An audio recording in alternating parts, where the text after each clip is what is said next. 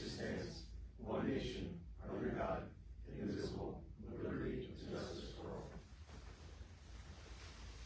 Good evening, everyone. Councilman at Large Hockenberry, Council Members Siegel, Oni, Mann, Fuller, Dennison, O'Connell, Rhodes, Piccarello, respective department heads, guests, and residents of the city of Port Jervis. This evening I stand before everyone presenting my second State of the City address. Last year, at my first State of the City address, I had asked for everyone's patience and understanding as my administration was in its infancy. We had much work ahead of us, and we were eager to roll up our sleeves and begin. I can report that 2024 was a successful year for our city. In 2024, we welcomed back with open arms the Department of Motor Vehicles into our downtown. I would like to thank County Clerk Kelly Eskew, Orange County Executive Steve Newhouse, and our own County Legislator Tom Fagione for understanding and delivering on the needs of Western Orange County and the residents of the city of Port Jervis, as well as the town of Deer Park. Also, we saw the opening of an elementary school on East Main Street, aptly dedicated to Mr. Principal Tom Hoppy. In May, we were officially awarded our Downtown Revitalization Initiative Awards. The city was awarded four specific projects: the Jersey Avenue Streetscape Project, Riverside Park, and then funding for a marketing and branding campaign, as well as the Small Projects Fund. The city is currently patiently awaiting the state's forthcoming contracts so we may begin. The city will also finally see an additional 988 acres, including Beamer Pond, added into the city's watershed. Once we are fully closed on those properties, additional biking and hiking trails will be added to our already renowned watershed hiking and biking trail system. 2024 also saw 8 grand openings in our city, and I'm happy to say those 8 businesses, Port Jervis Fish and Chips, Sky Nails, Property Sisters of the Hudson Valley, Azure Candles, Inspire to Create, Never Lost Adventures, Soul Purpose Aesthetics, and Rosalinda are all open and operating today. Just this week, we have already had our first grand opening, the Dog Pound TNT Sports Training Facility. 2 more grand openings are already booked for 2025, which will be happening very soon. This week, I also received very good news. After a few ups and downs these past 3 months, longtime Chester, New York business, S.A. Baxter, which manufactures architectural hardware, will be leasing 55 Jersey Avenue, or otherwise known as the Flanagan Building. We look forward to this business breathing new life into that storied old building. The Department of Public Works, under the direction of Steve Dury and his Assistant Director Wayne Addy, have had a busy year and have a busy year ahead of them. To go along with their normal day-to-day operations consisting of garbage and recycling pickup, snow and leaf removal, fleet maintenance, and general overall upkeep of the city, some major projects this year include the annual milling and paving of our streets, construction of a splash pad, continuance of the lead service line inventory, and the Glass Street retaining wall project. I would like to acknowledge the following retirements from our DPW this past year. Mickey Lane, 38 years of service, Mike Sauschuk, 31 years of service, and Kevin DeGroat, 25 years of service. These men leave with a wealth of knowledge and service. We thank them for their many years of service to our city. I would also like to recognize our water filtration plant operators under the direction of Chief Operator Scott Decker. The water filtration plant provides critical service to our city and is a key component for our future economic development. In the fall of this year, the massive water filters inside of the plant will be replaced with 4 brand new ones. This is just phase 1 of our filtration plant overhaul and updating. This work will be paid through a $1.5 million CBDG grant the city applied for and received in 2024.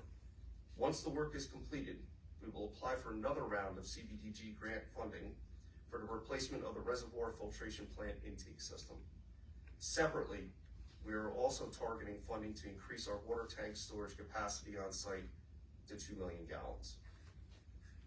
Chief William Morton, Lieutenants John Fitzpatrick, Chris Sargente, and William Van Ingeloen continue to lead our professional police department. These highly trained men and women proactively protect our city 24 hours a day, 7 days a week. As I stand before you, I am proud to report that crime rates in our city are at historic low. Overall, criminal offenses reported through the National Incident-Based Reporting System are down over 14% as compared to 2023. This includes the Uniform Crime Report, UCR, which is the most serious crimes involving aggravated assault, robbery, burglary, motor vehicle theft, and larceny. From a historical perspective, the city continues to experience its historical low crime rates since 1980. Chief Morton and his administration are diligently working towards New York State accreditation. This is a voluntary program that's designed to improve our agency's effectiveness, efficiency, and professionalism. 3 words I love. Our police department must meet 111 different standards in 3 categories: administration, training, and operations. For 2025, the department will continue to develop positive relationships with our community through the popular National Night Out and Fall Harvest Festival outreach programs. Chief Morton remains diligent in seeking outside funding for our police department. $310,580 was obtained in outside grant funding to assist technology, facility upgrades, and training. Are you interested in joining our finest? In the early fall of 2025, the Port Jervis Civil Service Commission will be hosting a police officer candidate exam. The Port Jervis Recreation Department, led by John Fagione, hosted more than 3,500 students throughout the year at our recreation facility. 14 different community organizations utilize our facility for meetings and events. Mr. Fagione was pleased to report that West End Beach had one of its busiest beach seasons in recent years, especially on weekends. The Recreation Department oversees many special events over the course of the year. Some of those include Little Chef's cooking classes, Polar Plunge, Delaware River 5K run and walk, food truck and firework festival in July, and the long-running Halloween parade. This past year, the Recreation Department hosted the following trips: Circle Line Cruise in July, New York Mets baseball game in August, and New York Jets game in September. I would like to take this moment to thank Joe Mason for her 26 years of dedicated service to our Recreation Department and the City of Port Jervis. Keith Brown, along with his assistants, Anthony Fuller and Jeff Lewis, continue to lead our 100% volunteer fire department. Day in and day out, these men and women continue to faithfully answer the call. The Port Jervis Fire Department responded to a total of 450 calls for 2024. Mutual aid continues to be a part of our call volume with 89 calls for service. This represents 20% of the total call volume. In 2024, the city and the fire department applied for and received $825,000 in grant funding towards a new fire engine through Congressman Pat Ryan's office. Additional grant funding was secured for a turnout gear extractor dryer. The department has also upgraded its MDT and Wi-Fi service in the entire fleet of apparatus and support vehicles. The department goals for 2025 include seeking to become an accredited technical rescue team, complete the study phase of a central firehouse design, establish a Lexit Pool training program, and further implement the changeover from emergency reporting to national networking software.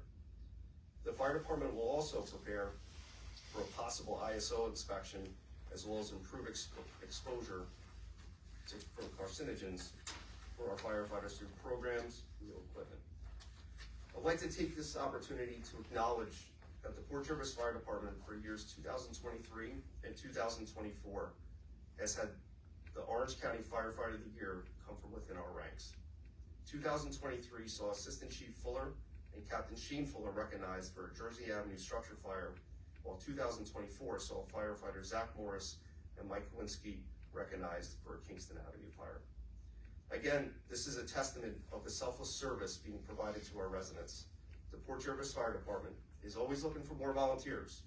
If you have any interest in serving your community, contact them to find out more.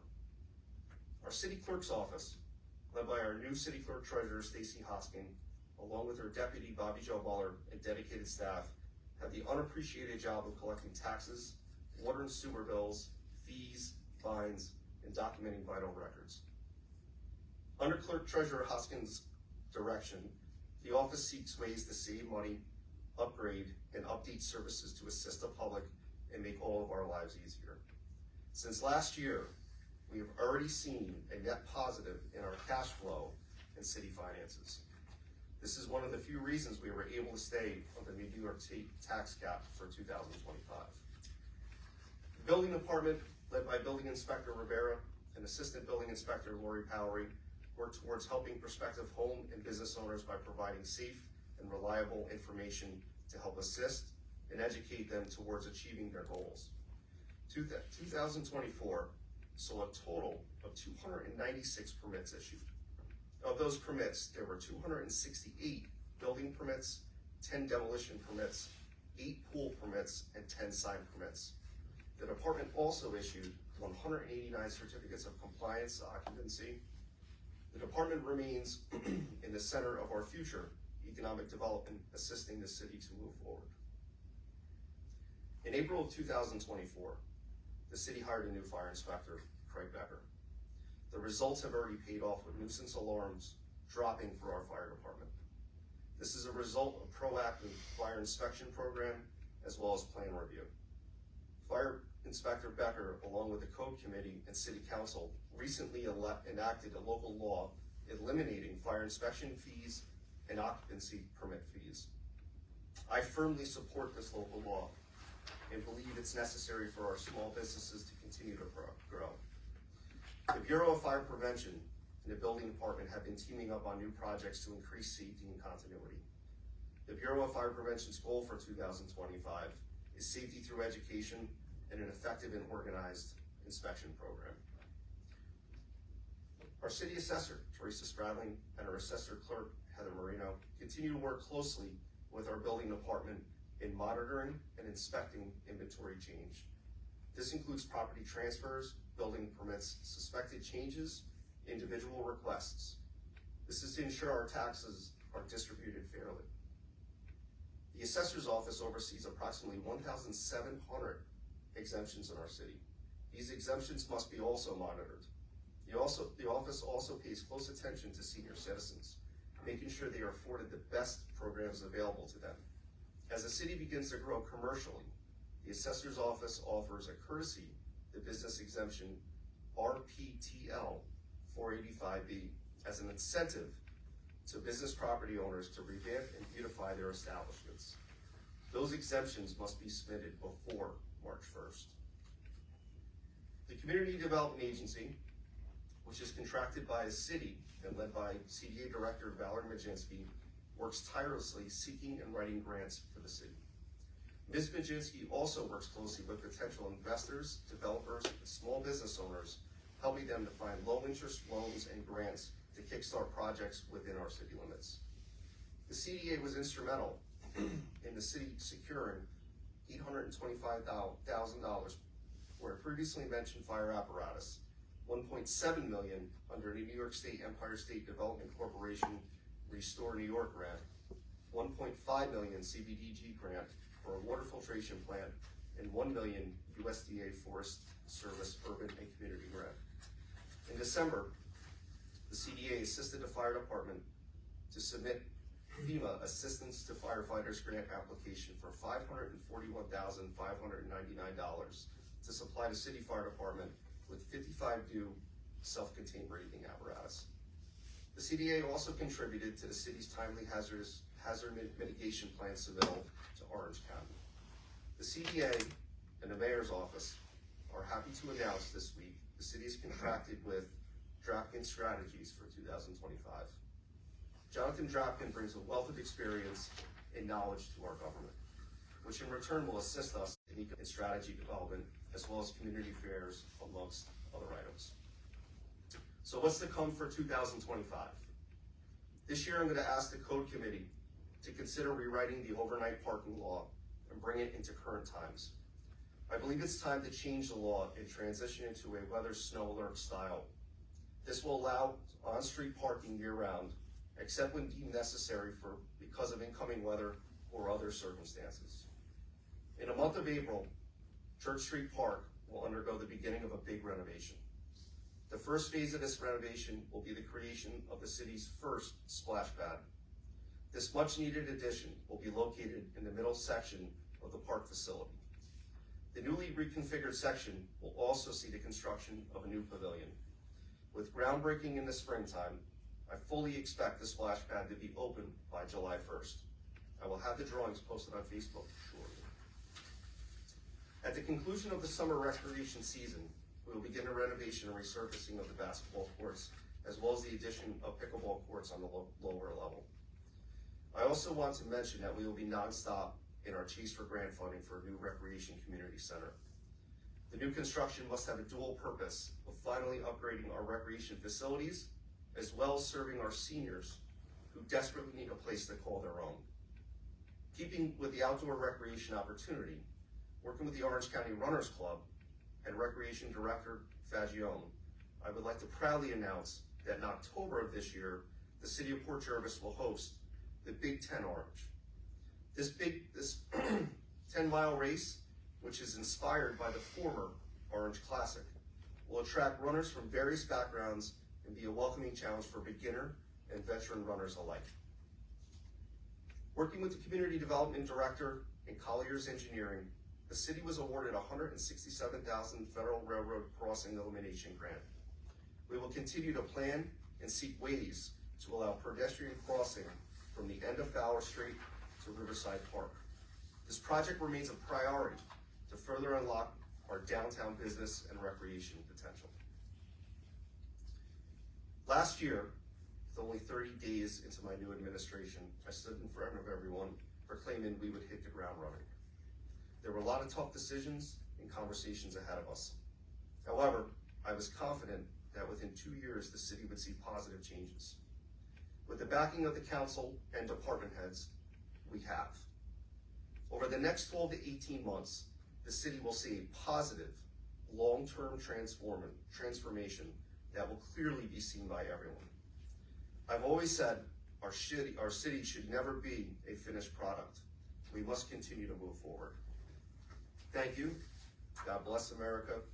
God bless the city of Port Jervis.